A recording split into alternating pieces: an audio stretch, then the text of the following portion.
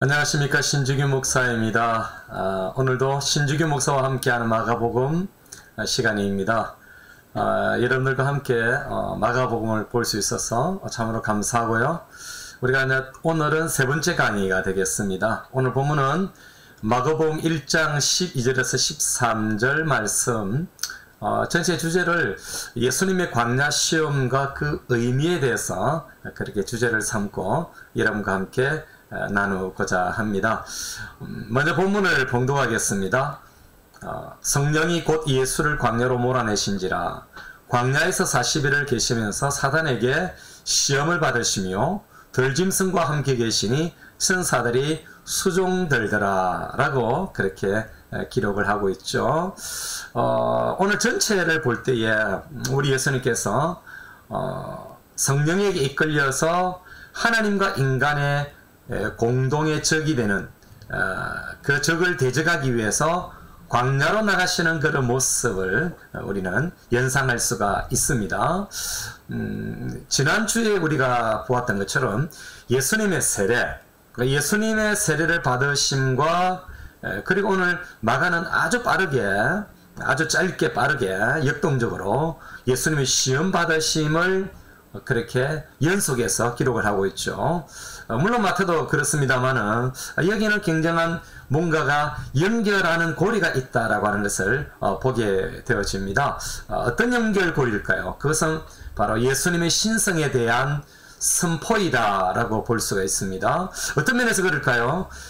먼저 세례를 받고 올라오실 때에 성령이 비둘기같이 내려옴과 동시에 하늘에서 하나님 아버지의 음성이 들렸습니다. 그죠? 이는 내 사랑하는 아들이다. 자, 여러분 여기에서 하늘의 선포와 오늘 또 마태복음 4장 3절에 보면 마귀가 세례를 받을 때는 하나님 아버지의 음성이라면은 4장 3절은 마귀의 소리, 마귀가 제대로 된 고백을 하고 있죠. 네가 만일 하나님의 아들이거든. 그러니까 마귀도 예수님이 하나님의 아들이다라고 하는 것을 여러분 인정하고 있다라고 하는 것을 알게 되어지죠. 그러니까 예수님은 하나님이시고 하나님의 아들, 즉 하나님의 나라의 왕이다라고 하는 것이 지금 마가가 대단히 빠르게 예수님의 신성에 대한 그런 강조를 선포를 하고 있다라고 볼 수가 있습니다. 자, 우리가 먼저 12절을 한번 보겠습니다. 성령이 곧 예수를 광야로 몰아내신지라. 예수님은 세례터에서 성령의 충만함을 받고 성령님에 의해서 광야로 내몰리셨다라고 하는 것, 여러분 이것은 놀라운 영적 경험이다라고 이런 볼 수가 있을 것입니다. 자, 마가의 특징이 있는데요. 이 마가는 이 광야라고 하는 주제, 시험이라는 이 주제와 아주 인상적으로 연결해서 묘사를 하고 있는데요. 대단히 역동적입니다. 마가복음 전체가 그렇습니다만은 아주 짧게, 그러나 역동적이면서도 그러면서도 하나님의 나라에 대한 중요한 이슈들을 마가는 아주 간략하게 그렇게 강조를 하고 있다라고 하는 것을 우리는 알게 될 것입니다. 자, 그러면은 광야에서 시험을 받으셨다고 하는데 구약의 사람들에게 광야는 어떤 것으로 인식이 되어졌는가라는 것을 여러분 먼저 볼 필요가 있습니다. 저는 구약을 연구하는 사람으로서 이 신약 성경 속에 구약이 어떻게 배경되어져 있는가에 대한 굉장히 흥미롭게 그렇게 살펴보고 있는 중입니다. 자, 먼저는 이 광야라고 하는 것은 하나님의 구원이 이루어지는 장소다. 이것이 여러분 이사야 43장을 중심으로 볼 수가 있습니다. 하나님께서 광야에 길을 내시겠다라고 그렇게 말씀하고 있죠. 이 광야로부터 하나님의 구원이 이루어지는 그런 장소인 것을 말씀하고 있죠. 두 번째로 우리가 인식할 수 있는 것은 바로 종말론적인 심판의 장소이다 라고 하는 것입니다. 여기는 애굽을 여러분 광야에서 심판을 했죠. 바로 홍해 광야에서 애굽을 바로의 군사들을 심판을 했습니다. 그것은 대단히 깊은 의미가 있다라고 볼 수가 있고, 여기는 바벨론도 마찬가지입니다. 세 번째는 사단과 악마의 거주지다. 이 사단의 영역이다라고 하는 것이 구약의 사람들에게, 고대 근동의 구약의 사람들에게 깊이 인식이 된 것입니다. 그러니까 광야로 나갔다라고 하는 것은 사단의 영역으로 갔다라고 볼 수가 있습니다. 그 다음에 황량한 들짐승의 서식처로 그렇게 나와 있습니다. 그러니까 이 광야라고 하는 것은 들짐승들이 거주하는 곳이다. 그런 면에서 오늘 본문에 들짐승이 함께 있다, 들짐승과 함께 계신다라고 하는 그 의미는 여러분 대단히 깊은 구약적인 배경이 있다라고 볼 수가 있을 것입니다. 자, 이런 광야에서 우리 예수님은 사단의 시험을 이기고 짐승과 함께 계시고 천사들의 수종을 들었다라고 하는 것은 우리 앞으로 살펴보겠습니다만은 대단히 깊은 의미가 있는 것입니다. 자, 그러면 13절을 넘어가겠는데요. 13절에 광야에서 40일을 계시면서 사단에게 시험을 받으시며 들짐승과 함께 계시니 천사들이 수종을 들더라 라고 말씀하고 있죠. 자, 여러분, 우리가 타복음서, 공간복음 가운데서 마태나 누가와는 다르게 마가복음은 대단한 차이점을 갖고 있습니다. 그것은 바로 마태나 누가에 비해서 마가는 마귀에게 시험을 받은 그 부분이 생략되어 있다는 사실입니다. 이것은 마가에 아주 깊은 의도가 있고, 반면에 누가가 강조하고 있지 않는, 또 마태도 강조하고 있지 않는 짐승. 물론 마태는 천사에게 수종들더라라고 하는 것은 마태는 그렇게 등장을 시키고 있지만 누가는 그렇지 않습니다. 어쨌든 마가는 짐승과 천사라고 하는 이것을 등장을 시키고 있는데, 이것이 제가 볼 때는 마가복음에 예수님의 시험 받으시는 내용 중에 아주 중요한 절반의 그런 역할을 하고 있다라고 저 개인적으로는 보고 있습니다. 자, 그러면은 왜 40일을 예수님은 광야에서 성령에게 이끌려서 내몰려서 사단에게 시험을 받으셨는가라고 하는 겁니다. 40일의 의미가 뭘까요? 이것도 여러분 구약의 부분에 상당히 우리가 관심을 가지고 이 40일을 연구할 필요가 있죠. 그것은 바로 구약의 그림자 같은 사건들의 성취다라고 볼 수가 있습니다. 자, 먼저 우리가 볼 것은 출애굽기 24장 18절이나 신명기 9장 9절을 바탕으로 보면요, 모세의 40일 동안 시내산에서 거리였는데, 이때 모세는 40일 동안에 금식을 했다.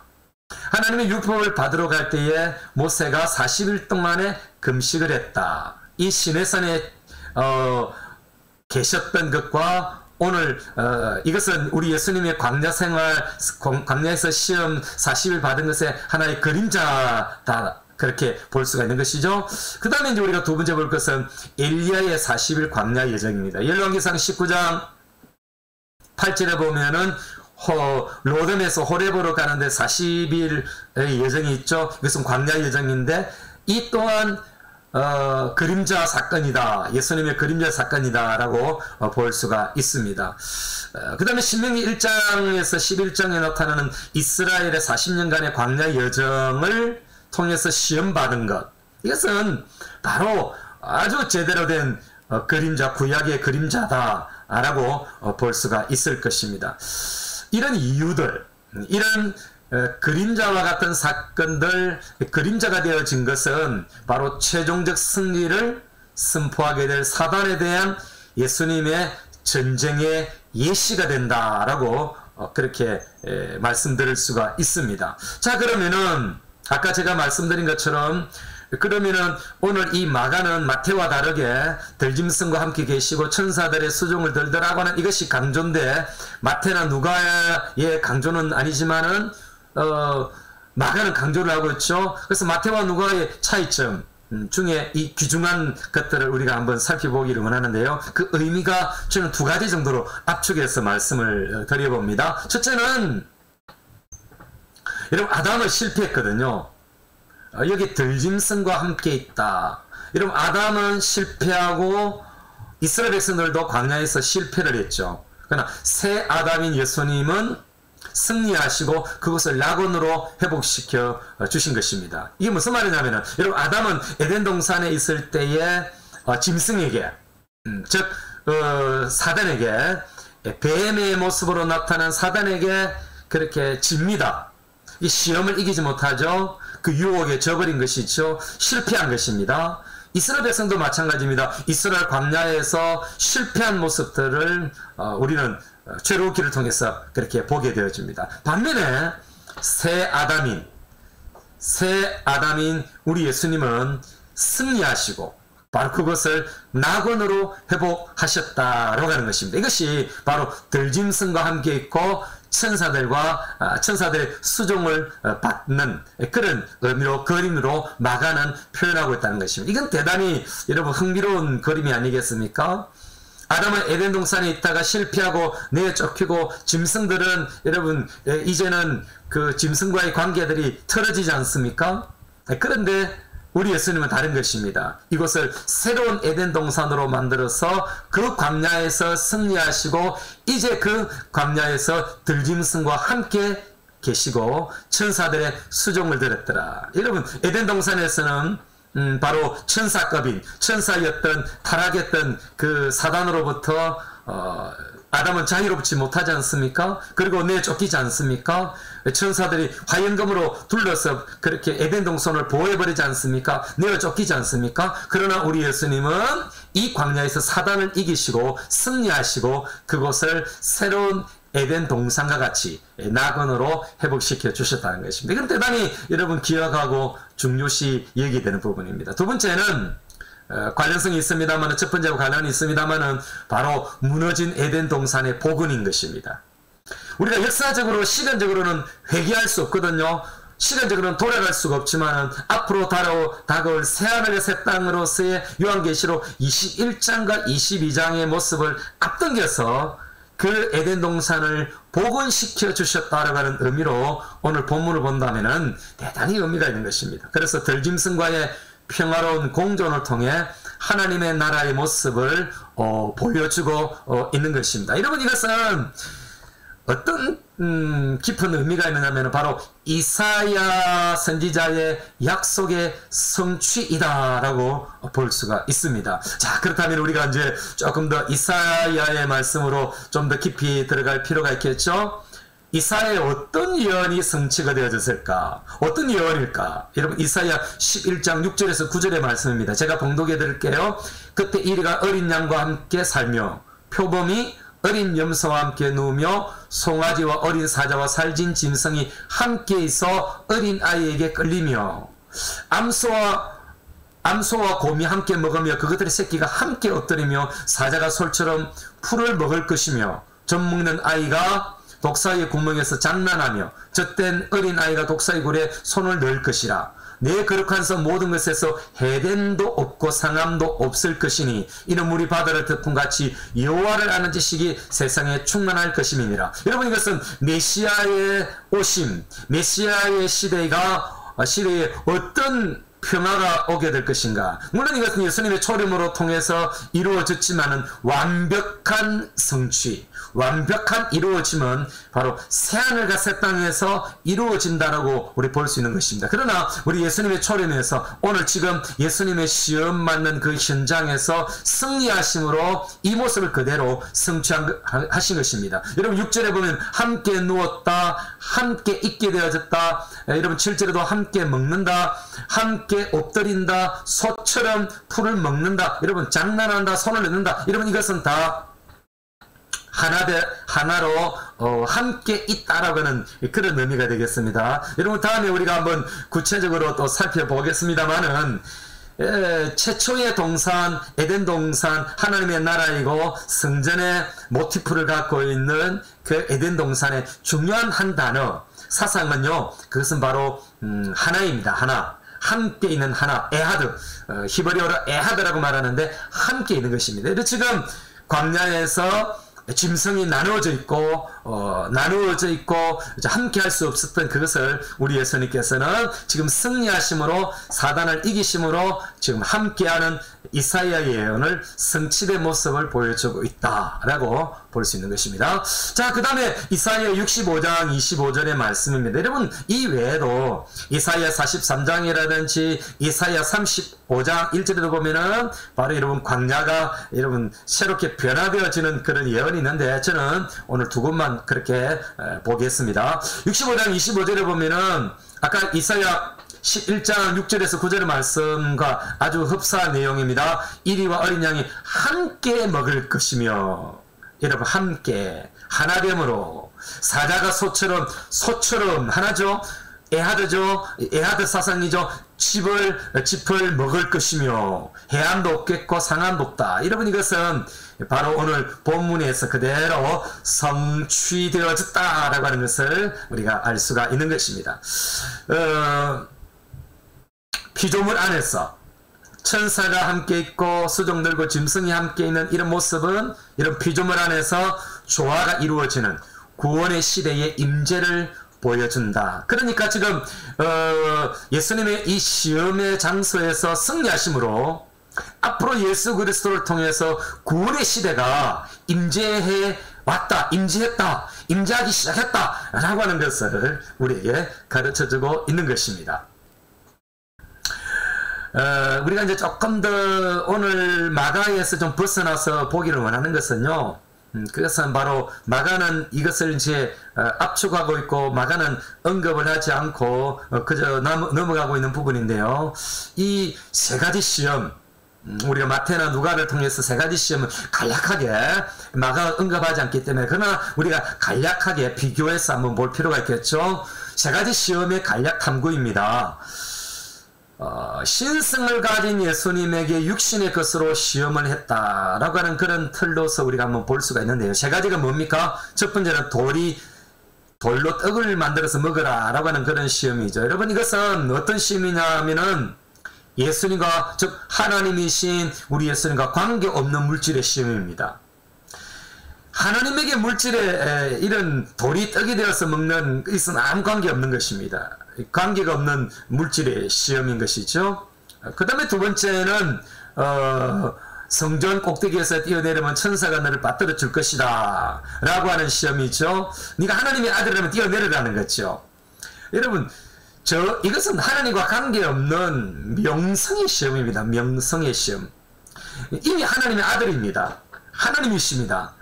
그분은 어디든지 뛰어내릴 수도 있고 물 위로 걸을 수도 있는 것입니다.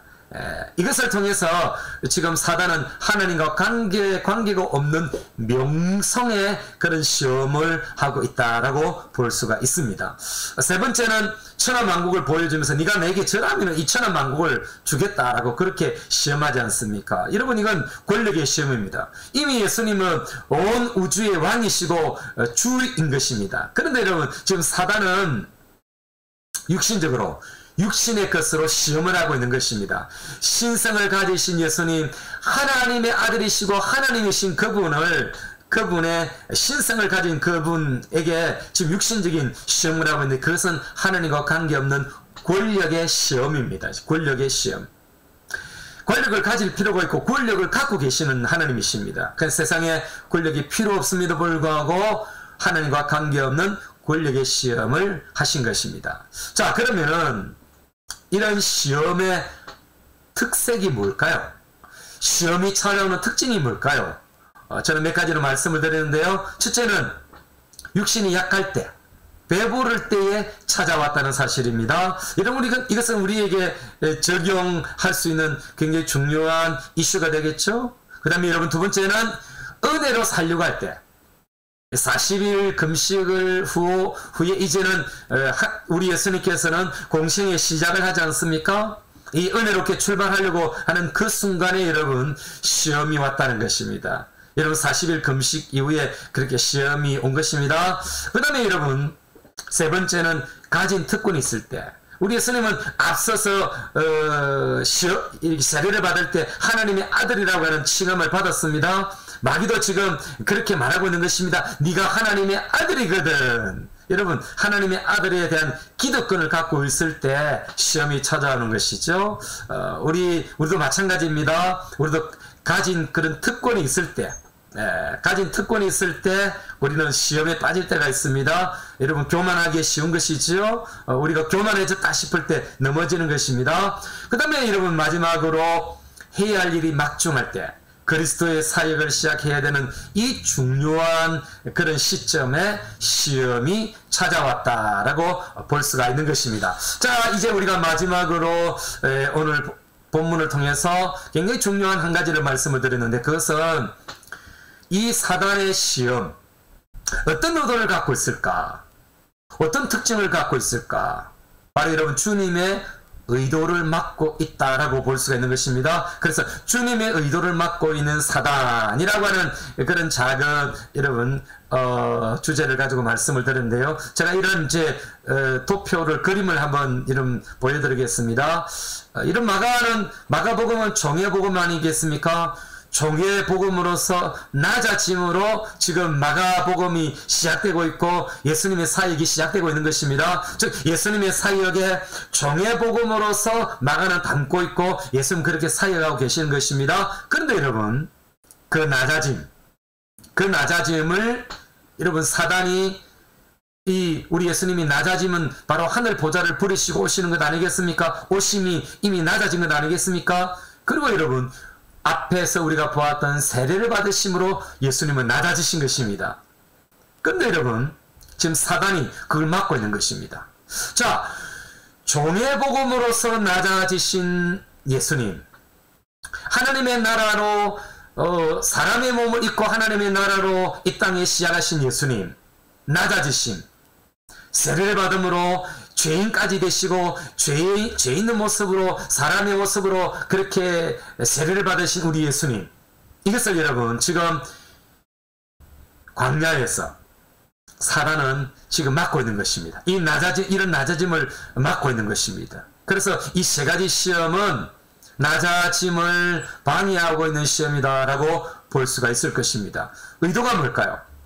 바로 버린 것을, 낮아짐으로 오신 그 예수님이 버리신 것을 다시금 쥐도록 하고 있는 것입니다. 그래서 여러분, 앞에서 우리가 세 가지 보았던 하나님과 관계없는 권세, 하나님과 관계없는 그런 명상, 하나님과 관계없는 그런 물질을 쥐도록 그렇게 하신 것입니다. 이것은 여러분, 예수님의 사역을 막고 있다라고 저는 그렇게 결론을 내리고 싶습니다. 그러니까 사단은 지금 예수님의 사역, 메시아의 사역을 이 지금 광야에서 강력하게 대치하고 있고 그렇게 막고 있는 것입니다. 그러나 우리 예수님은 이 모든 것을 승리하시고, 우리가 이제 다음 주부터 보게 되는 갈릴리에서 예수님은 하나님의 나라의 사역을 시작하게 되는 것입니다. 자, 그래도 오늘 본문을 통해서 우리가 우리 자신에게 적용할 그런 문제가 되겠습니다. 마지막으로 여러분 적용을 해보겠습니다. 그렇다면 우리에게 시험이 올 때, 우리에게 이런 시험이 올 때 우리는 어떻게 해야 할 것인가? 여러분 기억하실 것은 영적인 것보다 육적인 것을 보게 하는구나 라고 여러분 생각해야 합니다. 야, 나로 하여금 영적인 그런 것들보다는 육적인 것을 보도록 하기 위해서 이런 시험이 오구나. 그래서 여러분, 우리가 시험이 올 때 육적인 것을 보게 하는 그런 사단의 전략이 있다는 것을 우리는 기억해야 합니다. 여러분, 두 번째는 마귀가 싫어하는 일을 하고 있구나. 이런 우리가 하나님의 영광을 위해서 그렇게 일하게 될 때, 하나님의 기쁨을 위해서 일하게 될 때 반드시 시험이 오는 것입니다. 저는 목회하면서 그런 걸 많이 느낍니다. 교인들이 은혜를 받고 이제 하나님 앞에서 이제 뭐 영광 돌리는 그런 삶을 살아야 되겠다 결단을 하고 교회 충성하기로 그렇게 다짐을 하고 그렇게 일을 하기 시작하면은 사단의 시험이 오는 것입니다. 가정에서 시험이 오고 남편과 아내로부터 자녀에게 부모로부터 그렇게 시험이 오고 여러분 사업에 그런 여러분 시험이 오는 것입니다. 그것은 바로 내가 하나님이 일을 하기 시작함, 즉 마귀가 싫어하는 일을 하고 있구나 라고 생각하면 분명한 것입니다. 그 다음에 우리가 기억할 것은 바로 중요한 일을 못하게 하는 것입니다. 여러분, 대단히 중요한 하나님의 나라 일을 못하게 할 때 사단의 시험이 있는 것입니다. 만약에 오늘 우리 예수님께서 광야에서 지셨다면은 져버렸다면은, 하나님과 관계없는 그런 시험 세 가지에게 졌다면은 우리 예수님은 중요한 일을 할 수가 없었을 것입니다. 그 다음에 여러분, 하나님의 의도를 가로막고 있는 것이지요. 우리가 시험이 올 때 그렇게 생각해야 됩니다. 야, 하나님의 의도를 막고 있구나. 하나님의 뜻을 받들어들이는 내 사역에, 내 삶에 이 하나님의 의도를 사단이 막고 있구나. 그래서 시험이 왔구나. 그렇게 여러분 눈치를 채야 하는 것입니다. 그 다음에 여러분, 죽어지는 것을 가로막고 있는 것이죠. 마지막으로 말씀을 드리는 겁니다. 죽어지는 거 가로막는 거. 여러분, 이게 저는 목회하면서 가장 어렵고 성도들에게도 가장 어려운 시험이 아닌가 그런 생각을 해봅니다. 여러분, 중직자가 되어지면 잘 안 죽어집니다. 시험이 온다는 것. 죽어지는 것을 막구나. 여러분, 마귀가 시험할 때 우리라고 한번 살아나도록 하는 것입니다.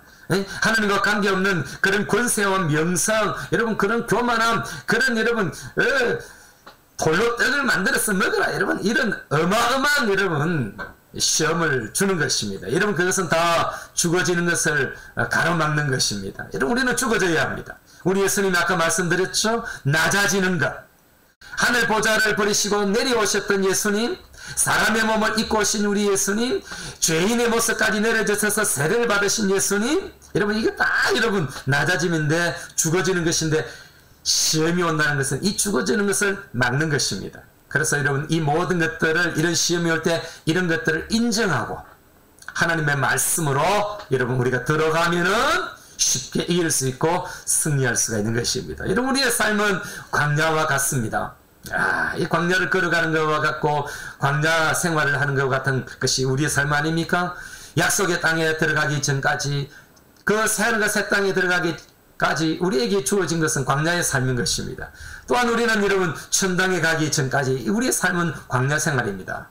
이 광야의 생활에서 우리가 시험에 이기게 될 때 주님이 우리와 함께 하시고, 여러분 덜짐승이 함께하고, 여러분 천사가 우리를 수종드는 그런 역사, 바로 천국으로 변하는 그런 역사, 화평의 나라가 임하는 것을 우리는 경험하게 될 것입니다. 여러분, 한 주간 말씀으로 승리하시고 말씀으로 이기시고 다음 주간에 기쁨으로 또 함께 뵙기를 주님의 이름으로 축원합니다.